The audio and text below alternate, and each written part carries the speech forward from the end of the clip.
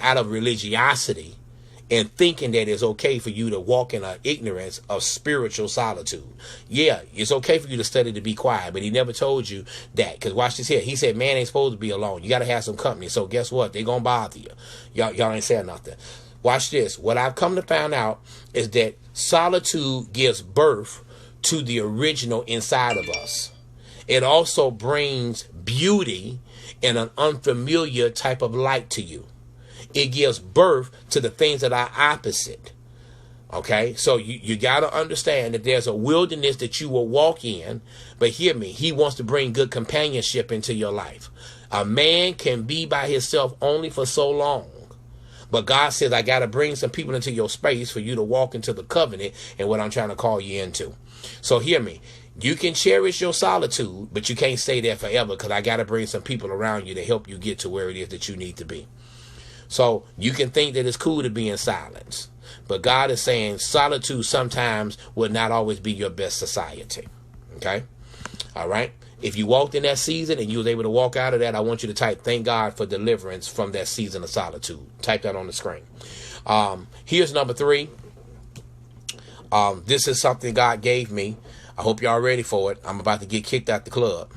You gonna go through a season of warfare. Somebody should go on a tongue and go running right here. Some of you right now listening to me are in a season of warfare right now. Now I'm getting ready to say something to you. And I know that you may not like this when I first say it, but I got to tell it to you. All warfare will never solely be based upon your perceptions, but you got to be able to attack what seems to be unable.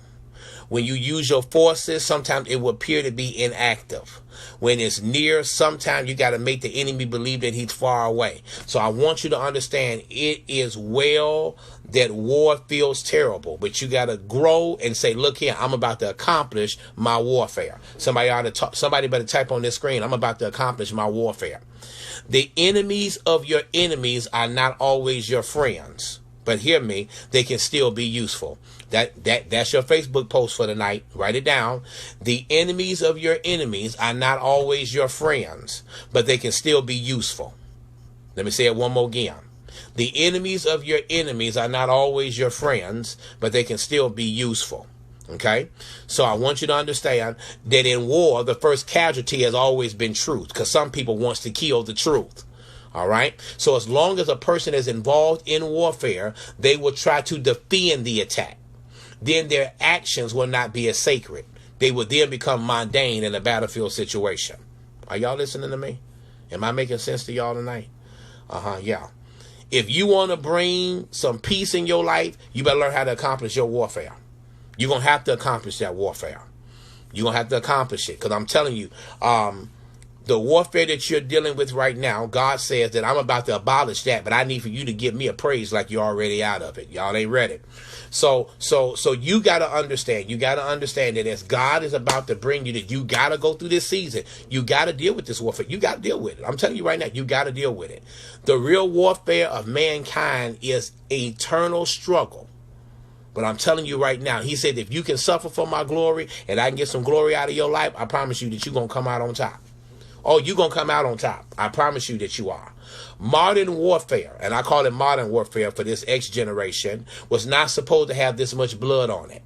But the weapons were supposed to be able to be cooked and for you to be able to come out of it. But I'm going to tell you that the enemy attacks are coming on stronger and stronger and stronger by the day. Not being intimidated has the power to intimidate. Write that down. Not being intimidated has the power to intimidate. All right? So understand, God is about to allow you to accomplish your warfare. Okay, here we go. I cannot confuse a battle with a war. Stop confusing battles with war. God, thank you. For out of my weakness, I am bound to lose a battle. But out of God's strength, I am guaranteed to win a war. I feel like running right now. I'm telling you, I can't make this stuff up, y'all. God, thank you. Thank you. Please hear me. You want to write this down? Please write this down. You can stop confusing your battles with wars. That's why you got to pick and choose your battles. That's where I am in my life. Glory to your name right now, God. For out of my weakness, I am bound to lose a battle. See, when I'm in my weakness, that makes me spaz out, go off on you, raise my voice, holler at you, trying to fight to prove a point. I'm losing because that's my weakness. But when I walk in God's power and I walk in God's might, I'm guaranteed to win the war. You ought to slap somebody next to you. Matter of fact, slap your own head. Matter of fact, lay your right hand on your own head. And I want you to say, I'm guaranteed to win the war. I feel your Shekinah glory right now. Y'all can drop off. It don't bother me. God is saying that I am getting ready to allow you to win the war. You so busy trying to win a little battle about trying to prove your point to be right over somebody. Sometimes the war is to get them delivered from what it is that they believed it. Y'all ain't listening to me. You got to learn how to say that I am guaranteed to win the war. You ought to right now give God some glory right now because you getting ready to win the war. Some of you right now are going to win the war. You are so busy trying to get your point across, trying to prove that you big bad Hank, you big money Hank, you miss big bad wolf, you Mr. Big Bad Wolf, that you gonna huff and puff and blow somebody's house down, and you ain't doing nothing but killing yourself. You out of breath, you got to take an asthma pump, you need a CPAP machine, all that old caring crazy foolishness because you keep trying to prove a point to somebody who ain't listening to you in the first place. They gonna do what they gonna do. But if you got God and you walk in God's strength and God's power, I'm telling you, you are going to win the war. Hello, somebody. No one begins a war believing that it won't follow them home. When you got a war going on, it's going to follow you everywhere. It's going to be in your inbox when you're going into the things of God. Let me help you real quick. I said this to Future the other day. I said, how in the world, if we sit up and fight each other, when the war really comes on the outside, we ain't gonna have no strength to fight nothing else. Y'all ain't listening. Talk back to me, somebody. Some of you right now are so busy fighting with each other, your family, your friends, your man, your woman, your Boaz, your Isaac, your Rebecca, whatever you got going on. God is saying that you got to understand that through wars can bring some things that will stir up your heart. And the true nature of war is really composed of you going through some personal tragedies. You going through some grief. You going through some waste. You going through some sacrifice. But God said, I'm about to get some glory because I'm about to reverse the curse over your life. Let's move on because y'all ain't feeling it. He says right now, for every person that listening to me, you are about to gain the momentum to win in every battle. You're getting ready to win. You are getting ready to move from the conundrum of bureaucracy. He said, I'm about to make sure that right now that you are going to be rendered because you're going to have the legal right for the enforcement that you get ready to blow everything up that's not ordained by God. He said, I'm about to burn that thing up. I'm about to blow it up. Y'all ain't listening to me. If you are not destroying your enemies, it is because you have been conquered. You have been assimilated. You don't even have an idea. Some of y'all right now don't even know who your enemies are because you have been so brainwashed into believing that you your own enemy. Y'all ain't listening to me. You have set your own self up against yourself. The enemy is laughing at you and you are tearing yourself into pieces. And this is the warfare that the enemy, y'all ain't listening to me. You are not hearing me. The enemy is laughing at you because you keep tearing up your own self. You keep saying, well, maybe this ain't going to work for me. This is how the enemy begins to work. And this is how he launches his foes to keep compounding against you because he knows that you're going to keep talking against yourself. I'm getting ready to say something to you women. I hope that you don't get angry and offended, but this is what the Lord gave me. He said a woman's body is a sacred temple. Women, your body is a work of art. It is a life-giving vessel. Hear me. And when you become a mother, thank you, Holy Spirit, your body serves as a medicine cabinet for your infants. And the milk that you produce, y'all ain't saying nothing. Y'all ain't ready for me. Somebody here getting ready to hit the floor. The milk inside your body nourishes and heals your child from ailments. Y'all ain't listening to me. So hear me. Although women come in a wide assortment, y'all ain't liking this in here. And you come from a vast of different types of flowers. I want you to understand. I speak over you women that you are a vessel. You are a woman of divinity in your own essence. You have a care and you have a wisdom. God created your heart to be a river of love and not a killing machine. Let's move on. Women, if you ain't heard nothing else I said, I ain't saying nothing else to you the rest of the night. If someone can change your mind, they have won you over without raising their hand against you. That is going to be the future of warfare, what's getting ready to come. Are y'all hearing me? Let me say it to you again. If somebody can change your mind, they have won you without even raising their hand against you. Y'all don't worry about it. I gotta go because y'all ain't feeling what I'm trying to tell y'all. I gotta move. All right. So you got to understand that your war will no longer have martyrs, but you got to understand that without God, you will not be able to accomplish your warfare. Okay. Here's number 4 because y'all tearing me up. Here's number 4.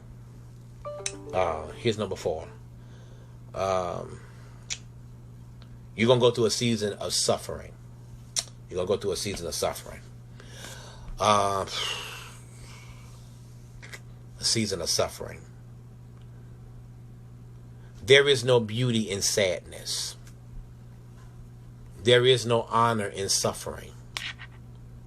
There is no growth in fears. There is no relief in hate. It is just a waste of perfectly good happiness.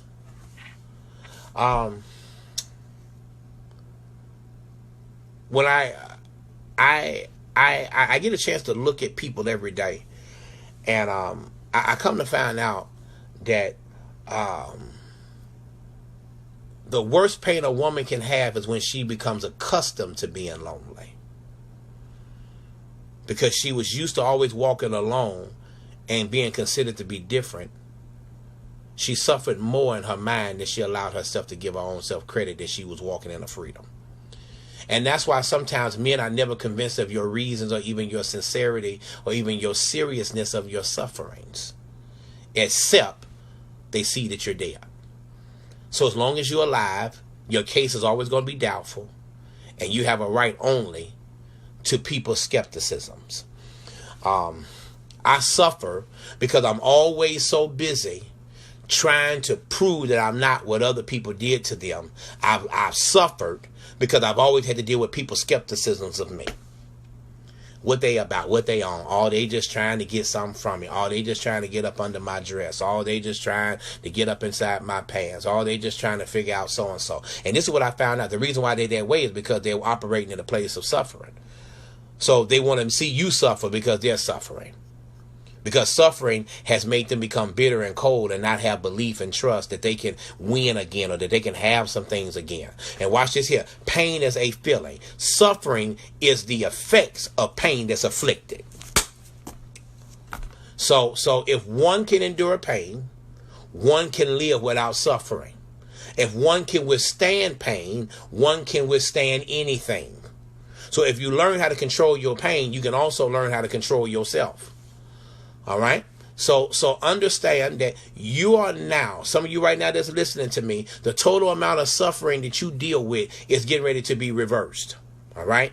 Time is not always the greatest teacher. Experience is. And a man may live their whole life, but they never leave their home to experience that life. Y'all ain't liking me tonight. And there's far too many silent sufferers. I hope that's a word. And